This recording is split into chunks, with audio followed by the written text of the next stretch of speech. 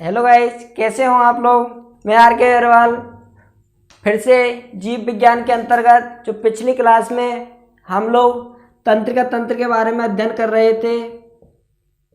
किसके बारे में? तंत्र के बारे में अध्ययन कर रहे थे। पिछली क्लास में मैंने आप लोगों को बताया था कि तंत्र को कितने भागों में विभाजित किया गया है, फिर उसके बाद में उन भागों को भी कितने भागों में विभाजित किया गया है। तो उन भागों के बारे में मैंने पिछली क्लास में बताया था। इसके बाद में जो हम इस क्लास में पढ़ेंगे वह पढ़ेंगे जो तंत्र का जो पहला भाग होता है केंद्रीय तंत्र, उसका जो पहला है मस्तिष्क, उसके बारे में अध्ययन करेंगे। तो एक बार फिर से दोबारा देख लो, पिछली क्लास का थोड़ा थोड़ा याद कर लो दोबारा कि पिछली क्लास के अंतर्गत हमने तंत्र को 3 भागों में विभाजित किया गया था। पहले की अगर मैं बात करूं तो पहला था केंद्रीय तंत्र। कौन सा? केंद्रीय तंत्रिका तंत्र अर्थात नर्वस सिस्टम। कौन सा था? केंद्रीय नर्वस सिस्टम। उसके बाद में दूसरे की अगर मैं बात करूं तो दूसरा था परिधीय। कौन सा? परिधीय नर्वस सिस्टम। उसके बाद में तीसरा था वह था स्वाधीन नर्वस सिस्टम। उसके बाद में इन भागों को भी 2 भागों में विभाजित किया गया था। एक बार जल्दी देख लो फिर से ताकि आप लोगों को याद आ जाए, क्योंकि इन भागों में ही कन्फ्यूजन होगा। उसके बाद में जो केंद्रीय जो भाग है उसे 2 भागों में विभाजित किया गया था। पहला था मस्तिष्क। कौन सा था? मस्तिष्क।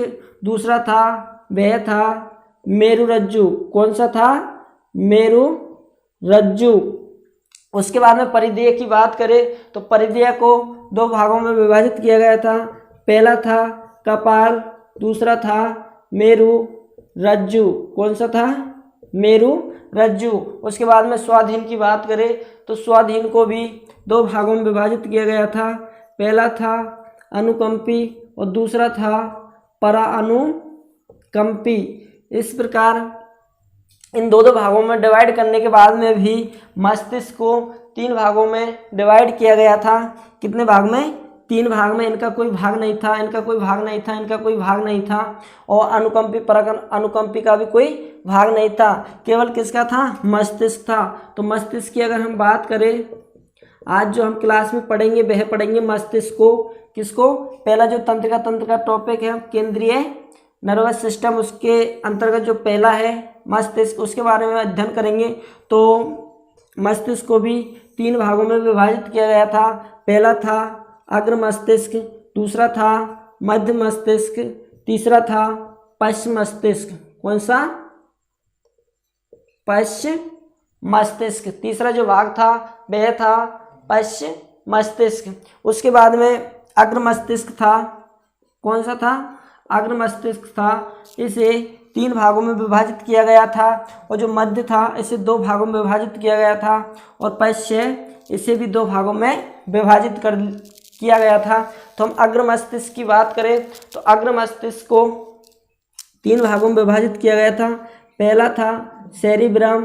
कौन सा था? सेरिब्रम। दूसरा था थैलेमस। कौन सा था? थैलेमस। तीसरा था हाइपोथैलेमस। कौन सा था? हाइपोथैलेमस था। उसके बाद में मध्य की बात करें तो मध्य था सेरिब्रम पेंडिकल। सेरिब्रम पेंडिकल। कौन सा था? सेरिब्रम पेंडिकल। उसके बाद में दूसरे की बात करें तो दूसरा था कॉर्पोर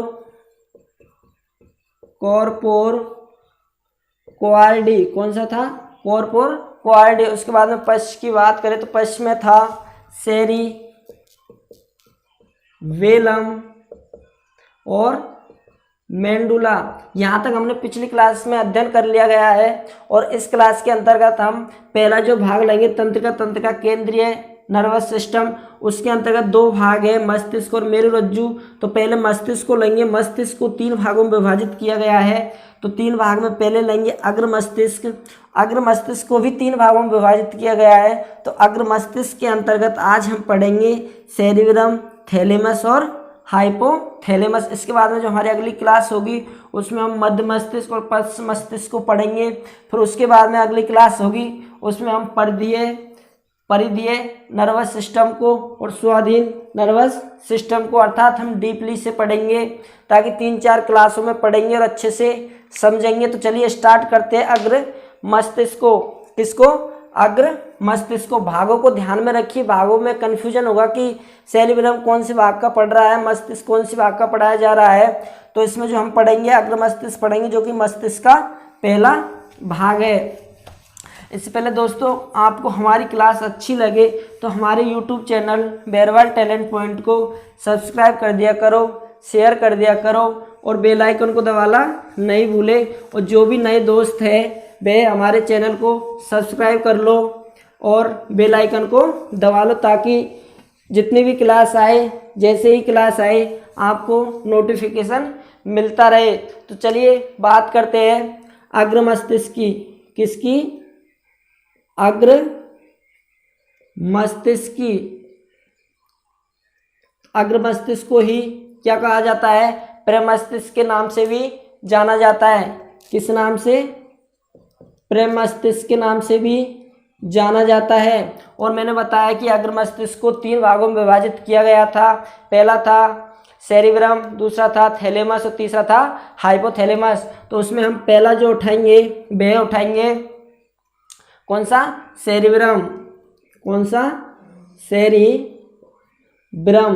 तो सेरिब्रम की अगर बात करें तो सेरिब्रम सबसे विकसित भाग होता है। हमारा तंत्रिका तंत्र का जो सबसे विकसित भाग होता है वह कौन सा होता है? सेरिब्रम। सबसे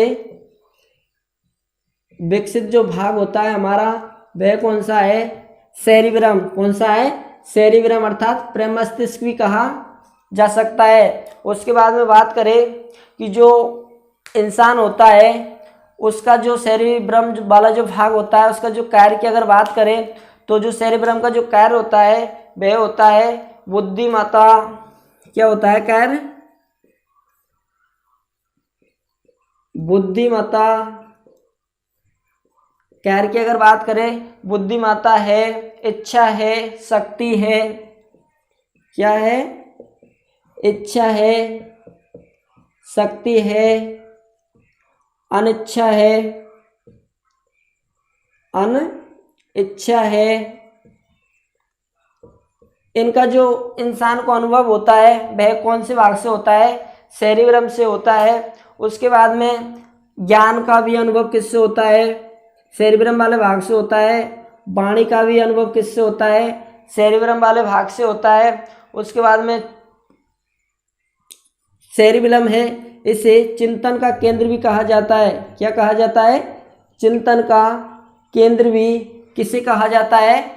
सेरिब्रम को चिंतन का केंद्र कहा जाता है। उसके बाद में ज्ञानेंद्रियों की जो प्रेरणा का जो स्रोत है, ज्ञानेंद्रियों की प्रेरणा है वह किससे मिलती है? सेरिब्रम से मिलती है। क्या? ज्ञानेंद्रियों की प्रेरणा किससे मिलती है? सेरिब्रम वाला जो भाग होता है हमारा मस्तिष्क का, उससे ज्ञानेंद्रियों की प्रेरणा मिलती है, विश्लेषण का समन्वय होता है। और उसके बाद में बात करें कि जो हमारे प्रकृति के अंतर्गत जो मंदबुद्धि के लोग पाए जाते हैं, मंदबुद्धि के बच्चे पाए जाते हैं, मंदबुद्धि के लोग पाए जाते हैं, तो उन मंदबुद्धि के लोगों में, मंदबुद्धि के लोगों के अंतर्गत जो सेरिबेलम वाला भाग है यह विकसित नहीं होता है। अर्थात पूरी तरीक़ा से विकसित नहीं होने के कारण जो बालक है या जिनकी मंदबुद्धि है उनमें सेरिब्रम वाला भाग पूरी तरीक़ा से विकसित नहीं हो पाता है। उसके बाद में बात करें कि दुर्घटना में, तो दुर्घटना जब आदमी की होती है, इंसान की जब दुर्घटना होती है तो उसमें जो याददाश्त खो जाती है, तो वो याददाश्त खोती है वो किसके कारण होती है कि हमारे मस्तिष्क में जो सेरिब्रम वाला भाग है ये नष्ट हो जाता है और उसके कारण व्यक्ति की जो याददाश्त है वह कम हो जाती है। इसके बाद में हम बात करें किसकी, सेकंड पार्ट की, तो सेकंड जो पार्ट है वह है थैलेमस। कौन सा है? थैलेमस। सेकंड पार्ट कौन सा है अग्र मस्तिष्क का? थैलेमस।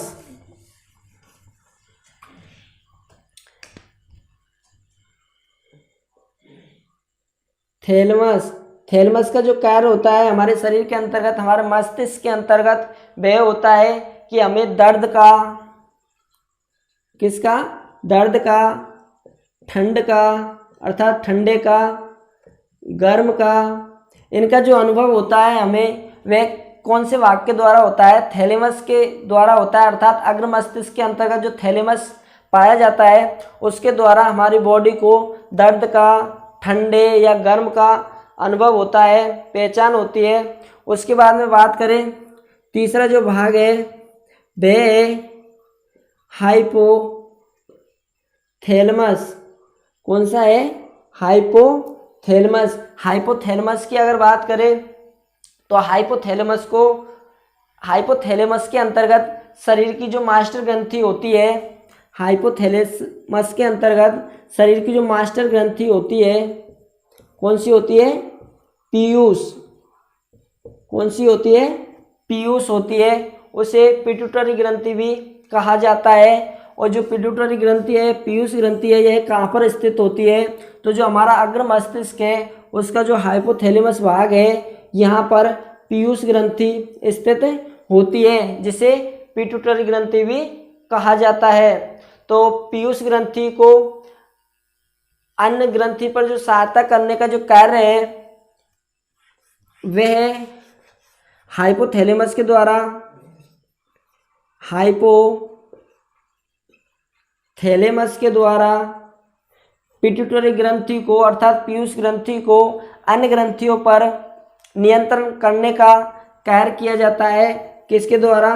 पीयूष ग्रंथि के द्वारा अन्य ग्रंथियों पर भी कार्य, नियंत्रण करने का कार्य किया जाता है। उसके बाद में बात करें कि जो हाइपोथैलेमस है इसे क्या कहा जाता है? तो हाइपोथैलेमस को अंतःस्रावी ग्रंथि अर्थात हेडमास्टर भी कहा जाता है। क्या कहा जाता है?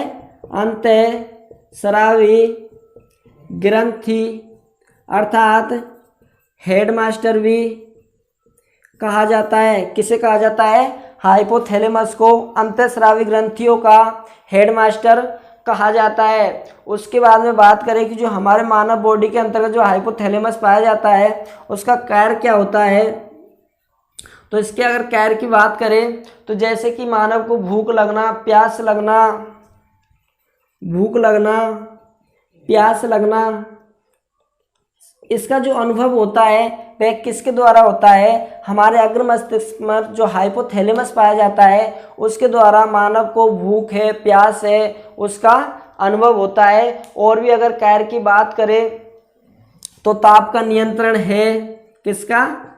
ताप का नियंत्रण है, प्यार है। क्या है? ताप का नियंत्रण है, प्यार है, घृणा है। इनका जो अनुभव कराने का कार्य है वह किसके द्वारा किया जाता है? हाइपोथैलेमस के द्वारा किया जाता है। और ताप को नियंत्रण करने का भी कार्य किसके द्वारा किया जाता है? हाइपोथैलेमस के द्वारा किया जाता है। इसके बाद में हम बात करें कि जैसे कि इंसान के पसीना आता है, गुस्सा आता है, खुशी होती है। क्या होती है? पसीना है, गुस्सा है, खुशी है। तो ये सब किसके कारण होती है? हाइपोथैलेमस के कारण। और जो हमारे मानव बॉडी का जो बीपी होता है वह भी किसके द्वारा नियंत्रण रखा जाता है? हाइपोथैलेमस के द्वारा। तो ये थे दोस्तों अग्र मस्तिष्क के 3 भाग। कौन कौन से? पहला था सेरिब्रम, दूसरा था थैलेमस, तीसरा था हाइपोथैलेमस। इसके बाद में जो हम अध्ययन करेंगे अग्र मस्तिष्क के बाद में जो दूसरा होगा वह होगा मध्य मस्तिष्क। कौन सा होगा? मध्य मस्तिष्क। उसके बाद में तीसरा होगा पश्च मस्तिष्क। कौन सा होगा? पश्च मस्तिष्क। तो इन दोनों भागों को हम अगली क्लास में पढ़ेंगे, क्योंकि थोड़ा थोड़ा पढ़ेंगे तो अच्छे से समझ में आएगा, और एक साथ में जल्दी जल्दी पढ़ाएंगे तो अच्छे से समझ में भी नहीं आएगा। और एग्जाम में जो एग्ज़ाम का टाइम आएगा उस टाइम पर दोबारा से रिवीजन नहीं कर पाएंगे, इसलिए अभी इसी वक्त ही अच्छे से पढ़ेंगे। ओके दोस्तों, हमारे चैनल को सब्सक्राइब कर देना, शेयर कर देना, और जो नए लोग हैं वो बिल्कुल सब्सक्राइब करना ना भूलें, क्योंकि हमारी क्लास का आपको नोटिफिकेशन मिलता रहे। ओके दोस्तों, थैंक यू।